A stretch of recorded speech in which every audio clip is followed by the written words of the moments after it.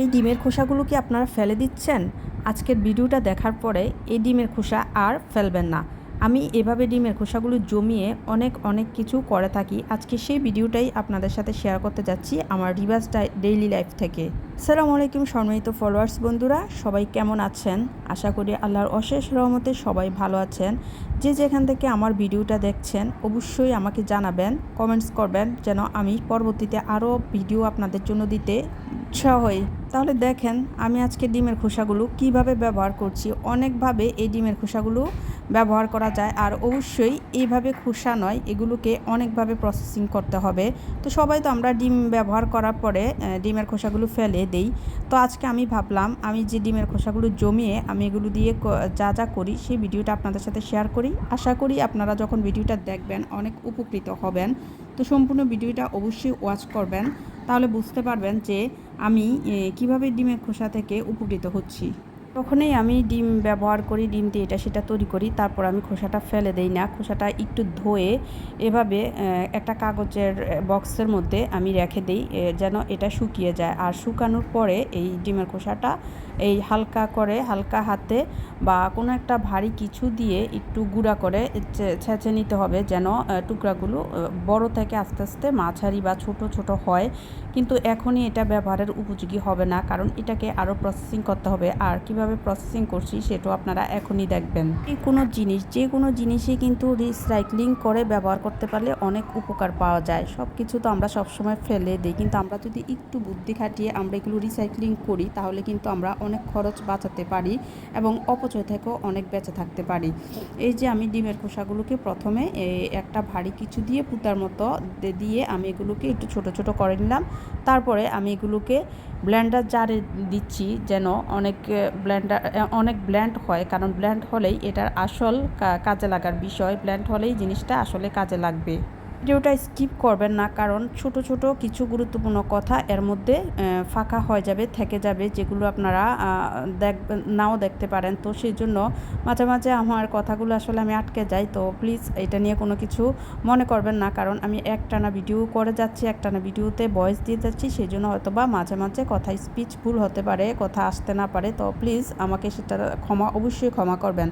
তো এই যে ব্লেন্ডারটা যখন দিলাম, তো অবশ্যই এটা খেয়াল রাখবেন যে অনেকক্ষণ ধরে ব্লেন্ডার মেশিন চালু রাখবেন না, কারণ এটা অনেক গ্যাসের সৃষ্টি করে। আপনারা দেখতেই পাচ্ছেন এটা একটা ধোঁয়া আকারে গ্যাসের সৃষ্টি করেছে, তাই খুবই সাবধান থাকতে হবে এই যখন এটা ব্লেন্ডার করবেন। থেকে 10 সেকেন্ড ব্লেন্ডার মেশিন চালু করার পরে ধরে রাখবেন, তারপরে 8 থেকে 10 সেকেন্ড পরে বন্ধ করে দিবেন। বন্ধ করে দেখবেন এটা মিহি হয়েছে কিনা।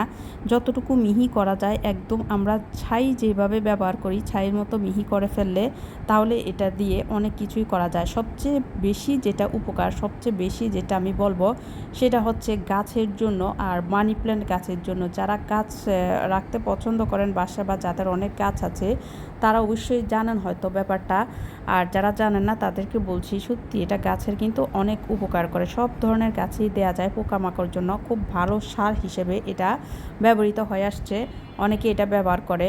তো সেই জন্য আর এই প্রতিদিন তো আর এটা রেখে রেখে কষ্ট করা যায় না, একসাথে অনেকগুলো জমিয়ে তারপর শুকিয়ে তারপরে এই যে একসাথে ব্লেন্ডার করেছি, অনেকগুলো করেছি যেন অনেকগুলো হয় আর অনেক কিছুতেই ব্যবহার করা যায়, সেই জন্য কিন্তু একসাথে আমি অনেকগুলো ব্লেন্ড করে নিয়েছি।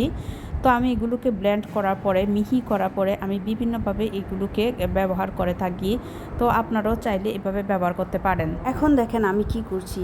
এই যে দেখেছেন আমার বেসিনটা, এই বেসিনটা কিন্তু সব বেসিনে অনেক ময়লা হয়ে যায়, অনেক দাগ পড়ে যায়, চিটচিটে ভাব হয়ে যায়, তেল চিটচিটে। তাই সেগুলো সব কিছু দূর করার একটাই উপায়, সেটা হচ্ছে এই ডিমের খোসার ব্যবহার। এগুলো কিন্তু এই ডিমের খোসা এই বেসিনে ব্যবহার করলে বেসিন একদম চকচকে হয়ে যায়, যেটা আপনারা এখনই দেখতে পারবেন। ডিমের খোসা ব্লেন্ড করার পর কিছু ডিমের খোসা এইভাবে বেসিনের ভিতরে ছিটিয়ে তারপর আমরা যে ভিম লিকুইডটা থাকে এই ভিম লিকুইডটা সামান্য পরিমাণে দিয়ে তারপর এই যে তারের জালি দিয়ে ভালোভাবে ঘষে মেজে অনেকক্ষণ ধরে এটাকে ঘষতে হবে। ঘষার পরে দেখবেন আসল চমক, সত্যি বলছি অনেক বেশি পরিষ্কার হয় আর অনেক সুন্দর লাগে বেসিনগুলো। আর এটা খুব সহজ পদ্ধতিতে ব্যবহার করা যায়। আমরা যেই কাজে ছাই ব্যবহার করি, ছাইয়ের পরবর্তীতে সব কিছুতে বিকল্প হিসেবে আমরা এই ডিমের খোসাটা ব্যবহার করতে পারি। যখন অনেক সময় দেখা যায় ছাই শেষ হয়ে যায়, কিন্তু ছাই শহরের দিকে বিশেষ করে বেশি ছাইয়ের অভাবটা হয়ে যায়, আমরা পাই না, অনেক দিন ধরে ছাই ওলা আসে না। তো সেই ক্ষেত্রে আমরা এই কাজটা করতে পারি। ছাইয়ের বিকল্প হিসেবে আমরা সব কিছুতে এটা ব্যবহার করতে পারি। ঘষা মাজা পাতিল সব কিছু ধোয়াতেই এটা ইজিলি ইউজ করা যায়, একদম সহজেই ইউজ করা যায়। তো আমি দেখেন বেসিনে এইগুলো ইউজ করার পরে যখন ধুয়েছি তখন দেখবেন এত সুন্দর হয়েছে, এত পরিষ্কার হয়েছে, বিশ্বাসযোগ্য না। দাগ ময়লা খুব সহজেই উঠে যায়। আমরা তো ফেলে দিই ডিমের খোসা, তাই না? তো আমরা যদি এটা ফেলে না দিয়ে, কষ্ট কিন্তু আসলে বেশি একটা হয় না, একটু শুধু জমিয়ে রাখবেন একটা ভালো একটা জায়গায় কিছুদিন, 10 থেকে 15 দিনের ডিমের খোসাগুলো একসাথে করলে দেখবেন অনেকগুলো ডিমের খোসা হয়েছে। তো সেই ডিমের খোসাগুলোকে একদিন 10 মিনিট সময় দিলেই হবে। 10 মিনিটেই এটা কিন্তু ব্লেন্ড হয়ে যায় খুব ভালোভাবে। তো 10টা মিনিট আমরা কাজে লাগাতেই পারি। আমরা যেহেতু আমাদের এটা উপকৃত হচ্ছি, অনেক কিছু করতে পারছি, তাহলে আমাদের ফেলে দেওয়া কী দরকার? তো এটা ফেলে না দিয়ে আমরা এই যে দেখেন এই বেসিন টেসিন পরিষ্কার করছি, তারপরে বিভিন্ন জিনিস পরিষ্কার করা যায়। বলছি না, ওই যে ছাইয়ের বিকল্প হিসেবে সব কিছুই ব্যবহার করা যায়। অনেক সময় তো শহরে আমরা ছাই পাই না, সহজে ছাই পাই না, অনেক সময় লাগে, অনেক সময় পাওয়া যায় না। তো ওই ক্ষেত্রে আমরা এটা দিয়ে কাজ চালিয়ে নিতে পারি। এই দেখেন বেসিনটা আমি খুব ভালোভাবে সুন্দরভাবে ঘষে নিচ্ছি। কিছুক্ষণ ঘষার পরে যখন আমি এটা ধোয়া শুরু করব, এই যে এখন আমি ধোয়া শুরু করব, তো এখন আপনারা নিজে চোখেই নিজেরাই দেখবেন যে কেমন পরিষ্কার হয়েছে। আমার বেসিনের কালারটা কিন্তু একদম চকচকে না, কিন্তু আমি যখন এটা দিয়ে ধুলাম, ডিমের খোসার ব্লেন্ডারটা দিয়ে আমি এটা ধুইলাম, তখন কিন্তু আমার বেসিনটা খুবই সুন্দর দেখাচ্ছে, খুবই একদম ক্লিন দেখাচ্ছে। দেখেন চকচক, মোটামুটি চকচক করছে। আমার বেসিনটা কিন্তু এত চকচক না, মানে আমার স্টিলটা ওরকম চকচকে না, কিন্তু এটা ইউজ করার পর আমার স্টিলটা যথেষ্ট চকচক হয়েছে। তো আমি দুইটা সিনে আপনাদেরকে দেখাচ্ছি। একটা হচ্ছে কিচেনের যে সিনটা থাকে ওইটা, আর একটা হচ্ছে ডাইনিং রুমের সিনটা। একটা সিরামিক আর একটা স্টিলের, দুইটাই আমি দেখাচ্ছি। দোনোটার অবস্থায় আপনারা দেখবেন কেমন পরিষ্কার হয়েছে। আমি আপনাদেরকে দেখানোর সুবিধার্থে আমি দোনোটাতেই আমি ব্যবহার করে আপনাদেরকে দেখিয়েছি। তো যারা আমার ভিডিওটা দেখছেন তারা অবশ্যই কমেন্টস করে জানাবেন, আর যদি ইউজ করেন তাহলে অবশ্যই জানাবেন যে উপকৃত হয়েছেন কি না। তো আমি ওইটা পরিষ্কার করার পর আমি এটাতে আসছি। এখন এটাও আমি সুন্দর করে একদম ভালোভাবে ঘষে মেজে নিব, তারপর দেখবেন একদম সুন্দর পরিষ্কার হয়ে গিয়েছে। দিন ধরেই আমি এটা ব্যবহার করছি আর ভাবছি যে আপনাদের সাথে শেয়ার করব, কারণ এটাতে আমি উপকৃত হয়েছি। তো আমিও চাইছি যে আপনারাও এটা ব্যবহার করে উপকৃত হন। আর যদি আপনাদের কারো ভালো না লাগে তাহলে অবশ্যই স্কিপ করবেন, কিন্তু কখনও বকাঝকা গালিগালাজ করবেন না, কারণ আমার ভালো লেগেছে তাই আমি ইউজ করছি। সবার নাও ভালো লাগতে পারে, সবার কাছে সব কিছু একরকম না। তো সেই জন্য আমি আগেই বলে দিচ্ছি, ক্ষমা চেয়ে নিচ্ছি। যদি ভালো না লাগে, যদি আপনার উপকৃত না হন, তাহলে অবশ্যই গালিগালাজ করবেন না। যদি ভালো না লাগে তাহলে বলবো, কষ্ট দেওয়ার জন্য অবশ্যই আমি সরি। আমি আপনাদেরকে আসলে কষ্ট দিতে চাই না, তবে আমার ভালো লেগেছে, আমি উপকৃত হয়েছি, সেই জন্য আপনাদের সাথে শেয়ার করেছি।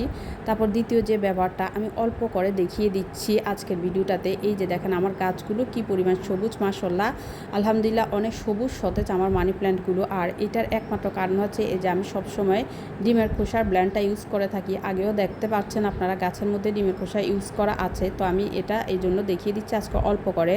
তো আজকে আমার ভিডিওটা এই পর্যন্তই আমি শেষ করছি। তো আপনারা অবশ্যই কমেন্টস করে জানাবেন ভিডিওটা কেমন হয়েছে, আর কে উপকৃত হয়েছেন। আর যদি ভালো লাগে অবশ্যই সাবস্ক্রাইব করে রাখবেন, আমার সঙ্গ দিবেন, আমাকে উৎসাহিত করবেন পরবর্তীতে আপনাদের জন্য এইসব ধরনের ভিডিও দেওয়ার জন্য, যেন দিতে পারি সেটা উৎসাহিত করবেন। তো সবাই অনেক বেশি ভালো থাকবেন, নিজের যত্ন নেবেন, সবাই নিজেদের প্রতি যত্ন নেবেন, অবশ্যই এটা সবার আগে, এটাই খেয়াল রাখবেন। সব কিছুর আগে হচ্ছে নিজের যত্ন নেওয়া। তো এটাই বলছি, সবাই অনেক বেশি ভালো থাকবেন, দোয়া করবেন। আল্লাহ হাফেজ।